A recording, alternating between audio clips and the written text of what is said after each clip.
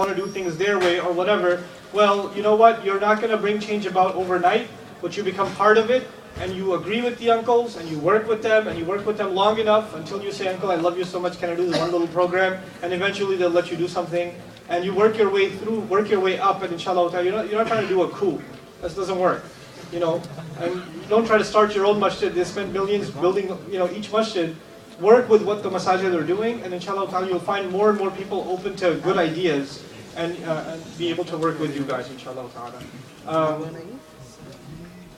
Should we recite Surah Fatiha behind the Imam? Fifth question, I want to pray inside me, but the outside I don't want to pray. Can you help? Yeah, I can help with that, I think. There's if you want to pray inside, meaning just spiritually you want to pray, but actually physically you don't want to pray, that's a form of waswasa of shaitan. Because that's actually not prayer. It's not a joke. It happens. He'll convince you that you're actually praying, but you're not. Being connected to Allah doesn't count as salat. And this salat is not something that, you say, oh, well, I don't see the point in it. Doesn't matter if you see the point in it or not. Allah gave this as the ultimate gift to the Messenger sallallahu alaihi wasallam, this salat. So it's an honor that we get to perform it, and you should take it very seriously. You guys have a lot of questions. Just taking pictures, Haram. Quick, take a picture. Okay.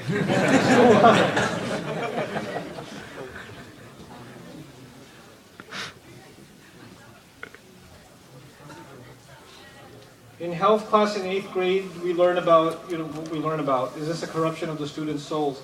I don't recommend health class. I'd rather you have that talk with your children than some non-Muslim public school teacher. Decline the health class and have the birds and the bees talk with your children yourself. It's going to be hard, but you got to do it. It's got to be done. And I actually tell you, I'm telling parents, show of hands, parents in the audience. Okay, you have to have the talk about, those feelings with your boys, 9 years age, at the latest. 8 to 9, talk to them. Because they already know several boys that have girlfriends in school. They know, they won't ask them. I'll tell you. Do you know anybody who has a girlfriend?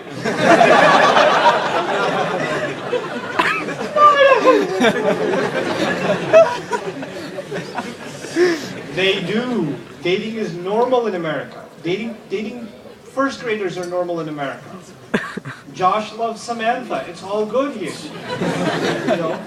So your kids are exposed to that very early on, but you need to be able to have that conversation and remove the mystery from it and be able to let them know that they can talk to you about those feelings.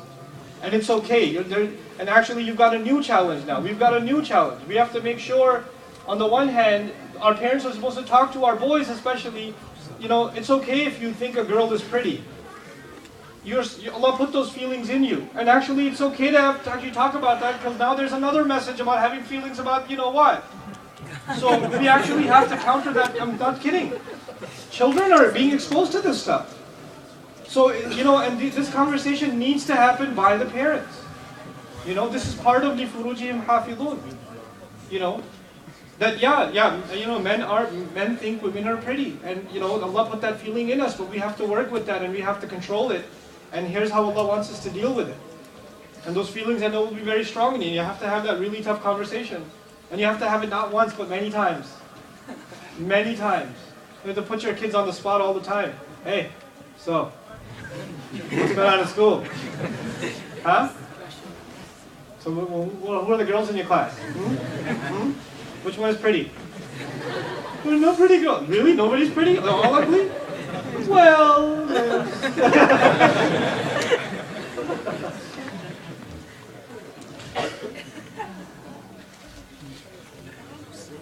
It says ledge without overwhelming him. That's all it says. This is an online question.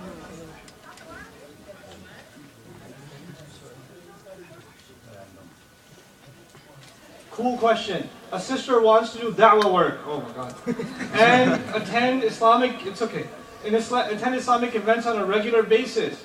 But her parents do not allow this. Instead, her parents want her daughter to earn more, pursue a career, and maybe in the future participate in volunteering. The daughter wants to do both at once, because being at home and not involved in the da'wah work is affecting her iman. What can she do? That's obviously not the sister that's asking, that's her friend.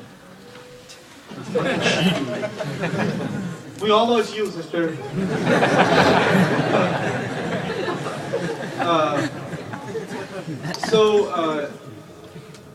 Navigate it. Cut it down a little bit. Don't attend every event that's out there. Don't be a drill sergeant about that. Just spend a little extra time with your parents. Most of the time when you talk to your parents, don't think that you're on da'wah core, which means every time you talk to your parents, you have to talk about the akhirah. And you have to bring up, al-a'mal as-salihah, etc., etc. No. When you talk to your parents, talk about your career. Because they love hearing about it, right? So make them happy. Say, I'm getting a promotion. This is happening at work and that's happening at work. Even if you talk to them about work, even if you don't find it, soul-filling, they'll be so happy that you're worried about your career and you're advancing in it and things like that. Come on, be a little more tactful. And you, again, don't attend every event out there. Just attend, a lesser amount, inshallah. I chat 24/7, and I want to pray, but I don't want to get off the laptop. Can you tell me what to do? You spelled what like a person who's on the laptop 24/7? W-U-T. What to do? What to do? What is that? But anyway, I guess I could chat with you. Because if I tell you now, I don't know if you're gonna hear it. But anyway. Oh, Facebook also? Okay. Yeah, no, just get off. People like that, you should just have a Facebook fast, an online fast. Just get off the computer for a whole week. Experience life again. Because it's really sad. People become really socially awkward and they don't know how to carry normal human interaction anymore because they're addicted to online stuff. Taking pictures are haram, they're not haram. Okay, we got all the opinions here. Are there ways to prevent yourselves from doing haram things? Yeah, there are. Don't be alone, be in better company. If your friends are the ones that encourage you to do those kinds of things, find better friends. Spend as much time in good places. Good places could be, for guys, it doesn't have to be the masjid. You just play basketball or something. Just keep yourself busy with good stuff. Even if it's not Islamic stuff, it's not bad stuff. Just keep yourself busy. And I think sports are a really good outlet, personally. Sometimes I forget how many rakat I made. Read a lot of Quran, and that's extra waswasa from shaitan. So just make sure you're staying wudu, especially, and make sure your clothes are clean. Those are spiritual ailments for people that forget the rakat and stuff.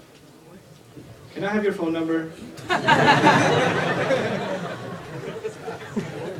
I have a sensitive problem. Oh, a sensitive problem. Okay, well, no, I can't give you my phone number. It's public domain, though. You can Google it, I guess. But if you can, if it's that sensitive, you should probably be talking to a counselor. In all seriousness, the ruling on delaying salat while traveling, very good.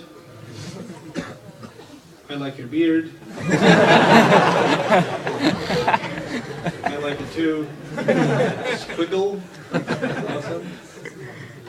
What's your course's website? It's bayina.tv. What are ways to bring loved ones towards the understanding and acting upon Islam when we know they simply lack interest and are lazy towards Islam? Be really patient with loved ones. I'm telling you from personal experience. You have to work with loved ones very, very cautiously. And they will slowly, they'll take their sweet time coming towards Deen. You didn't come to Deen because you're a great person. You came to Deen, I came to Deen because Allah dropped a blessing on us. We could have been, would have been the kinds of people who don't care about Islam either. So the little we do care about Islam is a gift from Allah Azza wa Jalla, not our own accomplishment. Okay? So Allah guides whoever He wants, and you're not responsible for changing your family. What you continue to give them is your love, your respect, and they should see that your Islam has made you better towards them, not worse. It's your Islam that's made you a better son, a better husband, a better father, a better brother, etc., etc. And slowly their hearts are going to start getting softer and softer. The more you try to preach to them, the farther away they'll go, and the more frustrated you'll get. And they'll just, they won't want to talk to you because you're not talking to them as a brother or a husband or a wife or a son or a daughter, or you're talking to them as a preacher, as a da'i, as a speaker. It doesn't work. It simply does not work. And there are people in my family I would love to do da'wah to, but my da'wah to them for years has been, I just stay in touch with them. And I help them whenever I can. And then they end up calling me for, hey, what's the dua for this? Or I'm trying to do this. Or we're about to have a baby, what should I do? And then I slip in things like, hey, are you praying 5 times a day? No, you really should be because you're having a baby. Okay, I'll do that. And then, so you don't preach it, but if the opportunity comes up, you slip in a little something.